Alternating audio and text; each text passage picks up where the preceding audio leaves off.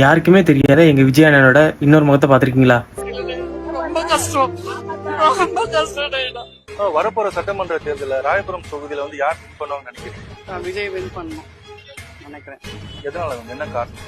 புது அரசியல் வரட்டுமே, ஒரு மாற்றம் வரட்டும். குடும்ப அரசியல் இருந்து இளைஞர் அரசியல் வரட்டும். இப்போ விஜய்னும் போது பாத்தீங்கன்னா என்ன காரணத்துக்காக நீங்க போறீங்க? விஜய் வந்து எனக்கு தெரிஞ்சு நான் ஆந்திர மகிழா சபால ஒர்க் பண்ணும்போது நான் நர்ஸா இருந்தேன். அப்ப வரும்போது ஊனமுற்ற மன வளர்ச்சி குன்றிய குழந்தைய 4 குழந்தைய தத்தெடுத்து அந்த குழந்தைக்கு தேவையான அனைத்து சலுகையும் வீடு வாங்கி இடம் கட்டி கொடுத்து பேங்க் பேலன்ஸ் போட்டு வச்சிருக்காரு. சின்ன வயசுலே திருமணமாகாத வயசுலே அவரு 4 குழந்தைய தத்தெடுத்தாரு ஆந்திர மகிழா சபால மூல வளர்ச்சி குன்றிய குழந்தைய.